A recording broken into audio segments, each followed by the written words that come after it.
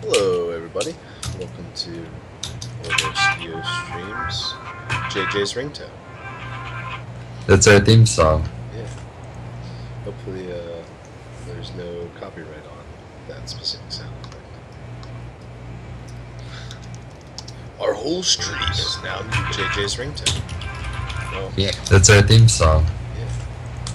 Hopefully, the sound comes back through. Okay, so demo encounters. That's what we were working on.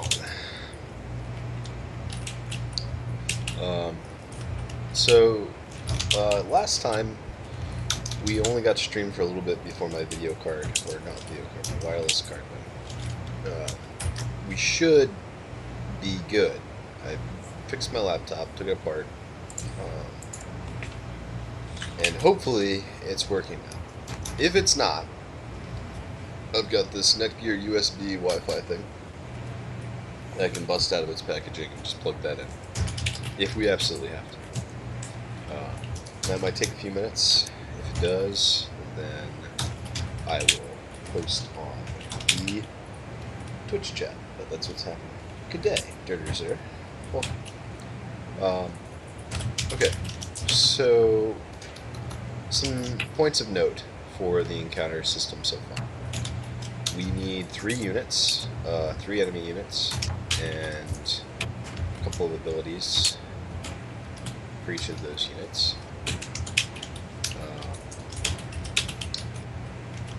For our first encounter. Technically we need soldiers as well, but I don't think the soldiers will have any abilities. I think they'll just attack. JJ mentioned that having the bannermen on the middle row might be a good idea, because it would put the bannermen at the risk of being threatened by the mage. And also get the soldiers up faster. There wasn't any example of showing that the mid row was more dangerous than the back row. Because no one was ever threatened on the mid row. The soldiers will have to go from the back row to the middle row. Like, they'll have to walk up. So the Cavalier jumps backward and the mage hits the middle row with the AoE. And that would show that the middle row is more dangerous. Right? Yeah.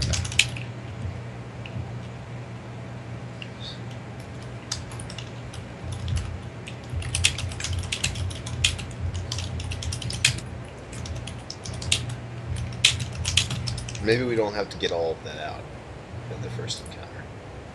We should maybe have like a section of notes on what we're attempting to accomplish with each of the encounters. Oh, okay, there's an encounter notes section right here. But it's before the formation section. Which is a little bit weird. How are you doing, Dirters there?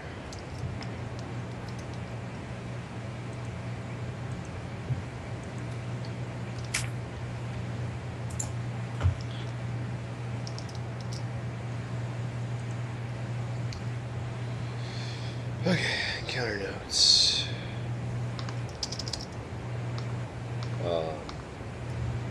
Objectives.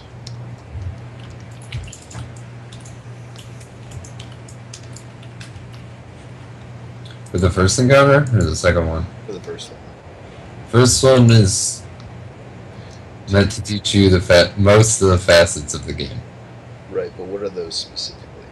To introduce row, priority, ranges.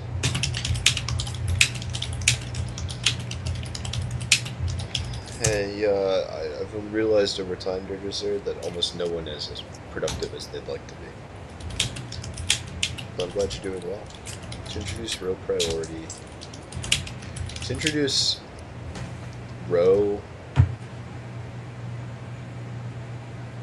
what? Rows in general. Row strategies. Row-based strategies.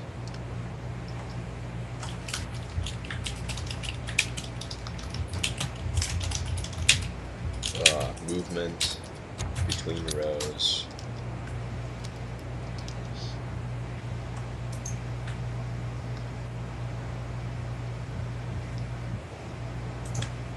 Prioritization. What does that mean? To introduce enemy prioritization.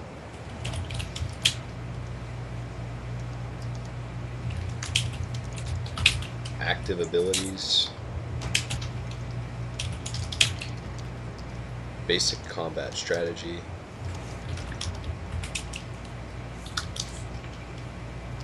Movement between rows. And enemy synergies. Is that everything we wanted to introduce? Movement and synergies. What was To the introduce first? enemy prioritization, active abilities, basic combat strategy, movement between rows, and enemy synergies. Yeah. Although I don't think all that needs to be in one fight. I think it could be spread out between the first two, or at least delegated where each fight had more of a focus on one thing. So what So specifically what we wanted to introduce movement between rows in this combat, or in this battle. So I'll highlight that.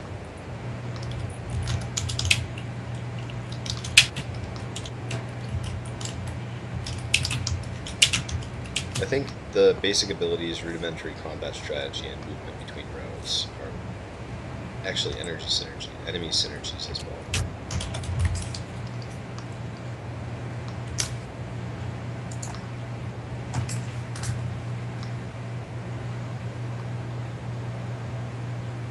Really, all of this is what we wanted to.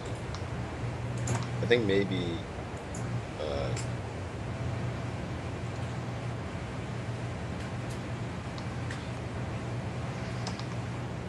This is what we wanted to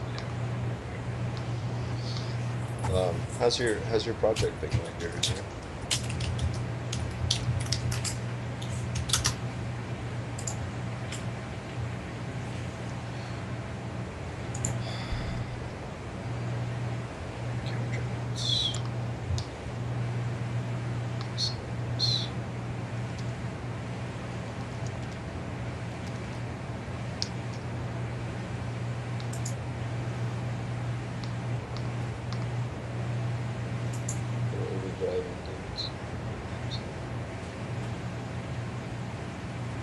Little overdrive?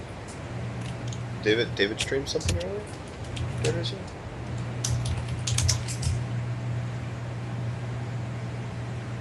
didn't know that.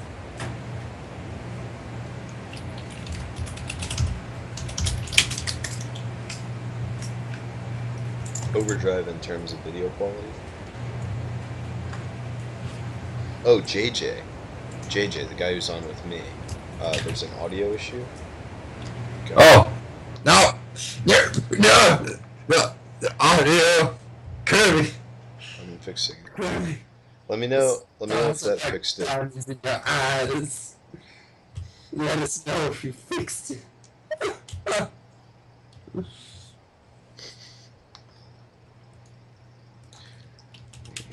note.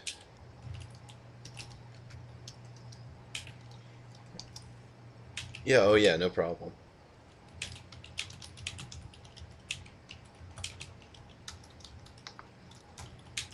Counter notes.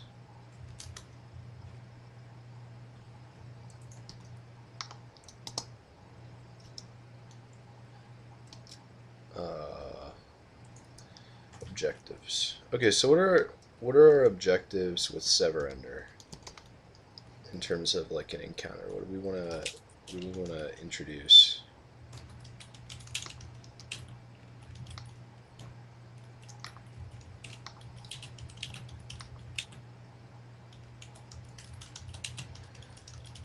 To introduce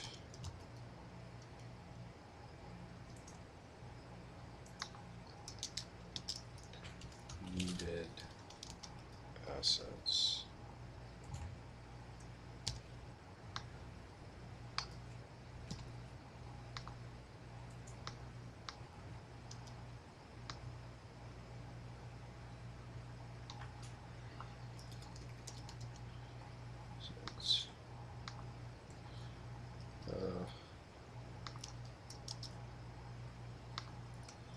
Soldier, Bruiser, Mage, Art.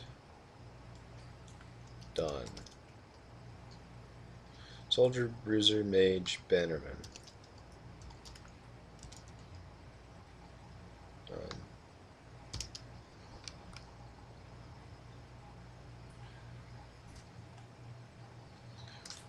Soldier, Art done. Abilities coded.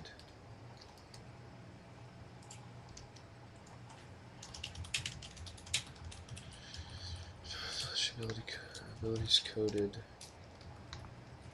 Art and animations done. / abilities coded.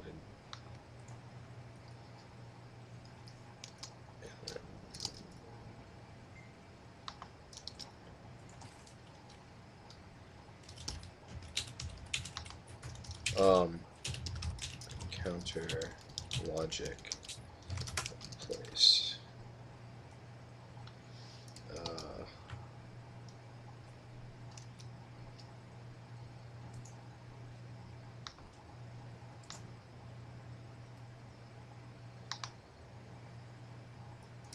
Battle background finished. UI implemented.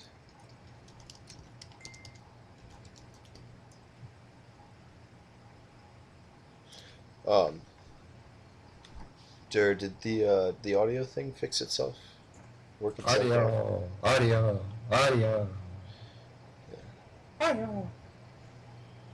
Upon your fishy in the sea.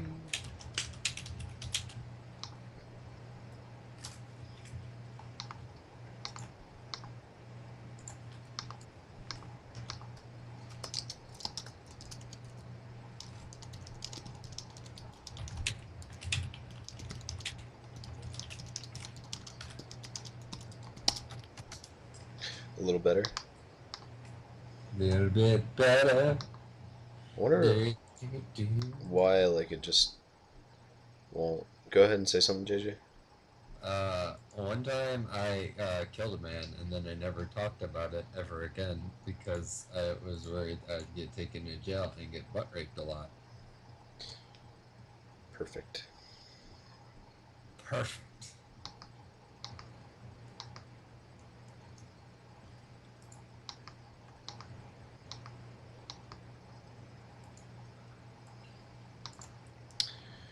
Counter notes. Alright, so what we want to introduce in the second encounter is the ability Sever Ender. What Sever Ender enables us to do is to make movement feel more dynamic for the Cavalier. It's clipping quite a bit. By clipping, you mean that like he's stuttering in and out? Son of a bitch. Because I'm not experiencing that. Is it clipping for me? No clipping. No.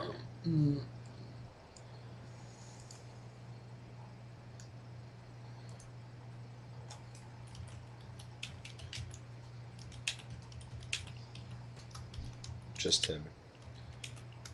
Huh. Yeah.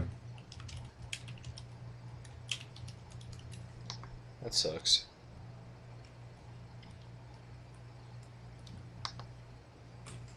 Wonder if that's because of how low I've got you. Let me try that. You know, if it's clipping, that means it's too loud. Yeah. Is there any way you can reduce the volume on your mic? I can, but like, I don't know. It shouldn't affect your recording. Your recording input should be the option to change it. Oh, that sounds better. Okay. Okay, I think that fixed it. To introduce, so with Sever Ender, we want to give the Cavalier a reason to go to the back row of his formation. Because otherwise, like, I mean, and there is a way that you can combo it so that you can get to the back row. So clear, he says. I'm amazed. Yeah. So whatever it was, it fixed it. Oh boy. Um. So we want to give the Cavalier a reason to go to the back row. Now we can either do that by giving him something that he'll get like a benefit from going to the back row for, or we can threaten him and push him to the back row that way. Which do you think would make more sense for an early encounter? To reward the player and get them to go to the back row that way, or does that feel artificial if we're not going to use systems like that frequently? I think that feels artificial and a little bit tutorializing.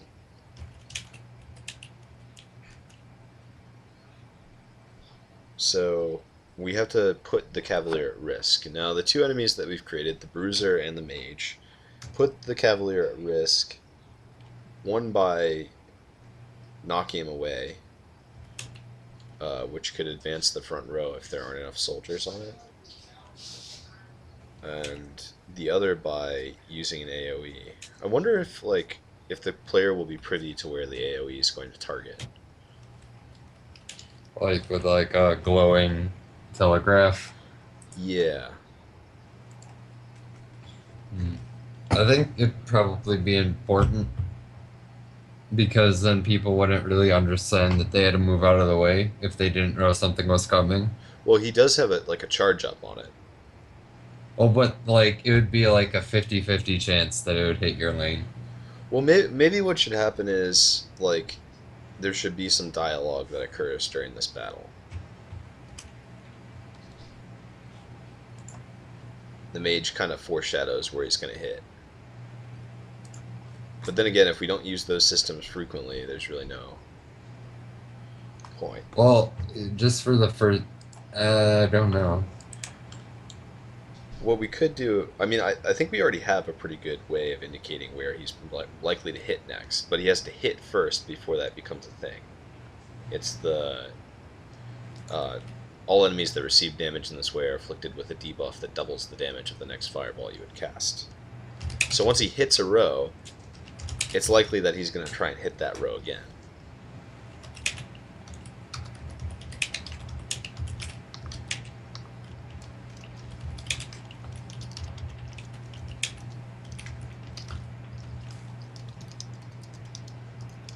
Multiple.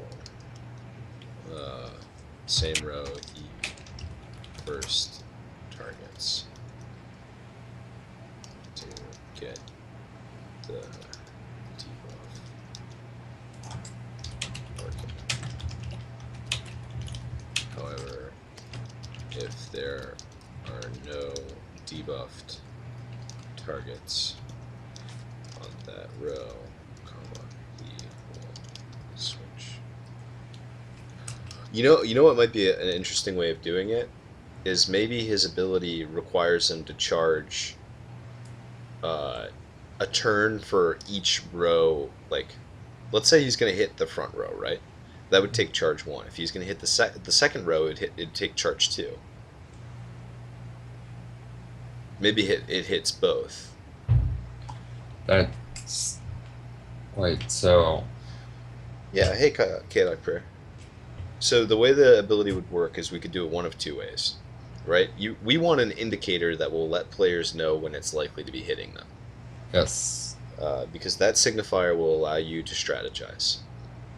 Right now, the indicator is that there's a charge 1 time, but it could hit any row.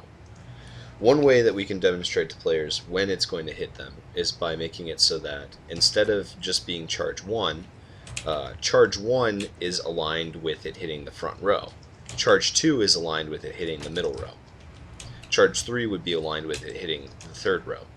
So you would know if he doesn't cast a spell in a turn, and it just shows him still charging, that it's going to hit that row instead of... that it's going to hit the corresponding row, essentially. how would that initially be clear? Like getting hit by it once would kind of tell you. Yeah, I think so. And maybe we could throw in dialogue if we I needed mean, to. worst case scenario, you get hit by it 3 times before you know what's going on. I think, well, there are two ways that we can handle the charge time, and that's kind of what I want to figure out. We can either have it be like charge time 1 is front row, charge time 2 is second row, or we can have it be charge time 1 is front row, charge time 2 is front row and second row. Why? Because Why? because in the second encounter we want to make it more difficult, right? We want to up the difficulty in order to threaten the player and force them to go to the back row. Because if Oh, the Cavalier goes to the back row, he can now sever ender back up to the front row. alright. Okay, that makes sense. How would he, so the what you do to do this battle is the mage starts charging, and you use your turn to move to the mid row, Yep, and then you and use your then, mobility charge to move to the back row. okay.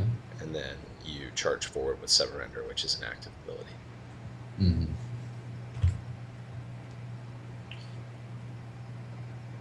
Oh, I kind of feel like, what are the other options for the player? For interacting, Yeah. well, I mean, that's a good question. During the time where he's not, like, let's say he's charging for 2 turns. When you're on the front row, you can just stay on the front row and keep hitting the bruiser guy. Like, in order to get to the mage and really do a lot of damage to him, you're going to want to. Well, in the second encounter, to address this first, it's going to be bruiser front row, mage back row, and then bannerman on the. Sorry. Bruiser front row, mage middle row, bannerman back row.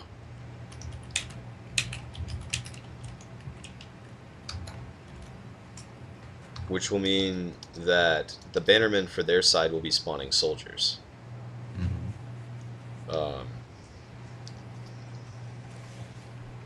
and you're going to have to attack that bannerman. Otherwise, the encounter will get out of control.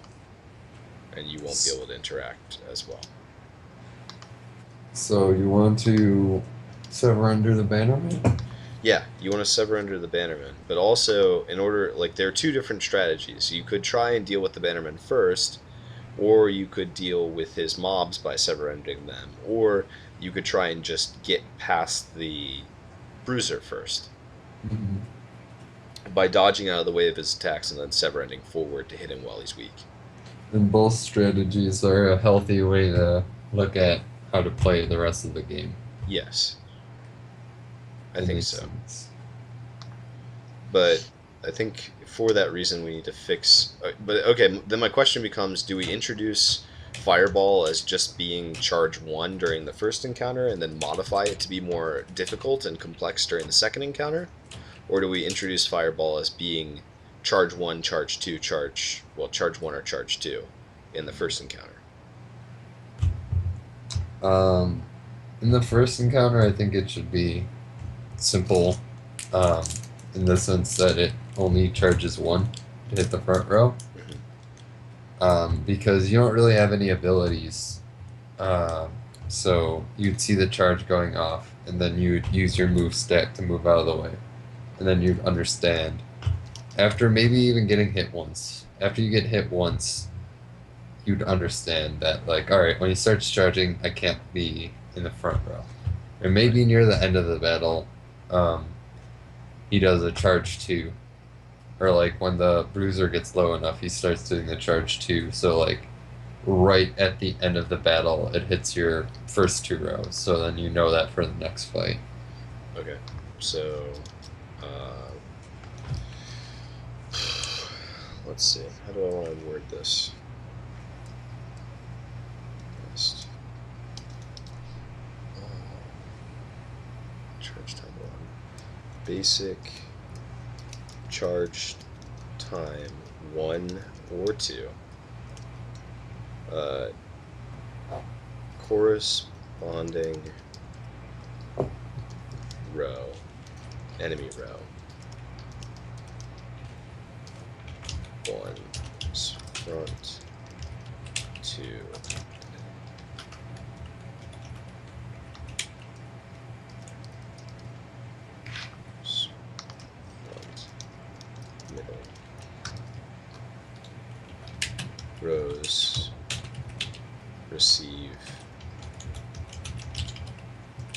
blank direct damage.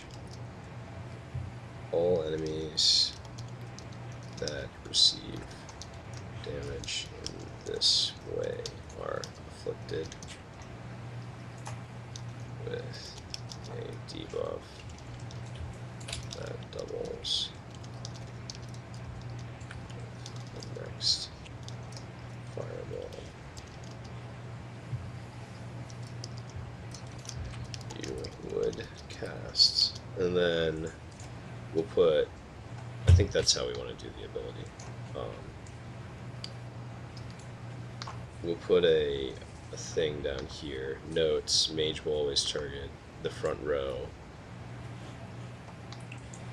first and continue targeting the front row until the bruiser dies. And then it's like, whoa. Until the bruiser dies or reaches 10% HP or less. Yeah, because I think he has to be low because then the players are just going to kill the mage before his big fireball goes off. Right, but they might see him start up a charge 2, and then that'll be like, oh shit. Like, what would charge 2 do? And then you'd kind of have to, like, guess a little until you actually found out. Yeah, like I think hitting the players with the charge 2 makes sense because at the point where they do get hit by it, they're probably winning. Or actually, they are winning because the trigger for the charge 2 is for them to be winning. So that would kind of, at the same time, even the playing field and teach players about what the enemy's capable of. In the second encounter, comma, charge 2 is available from the beginning.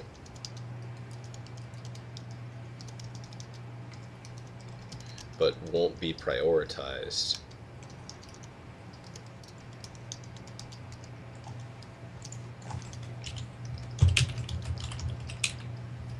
until after fireball is used once, or the bruiser or mage. Bruiser, mage, or bannerman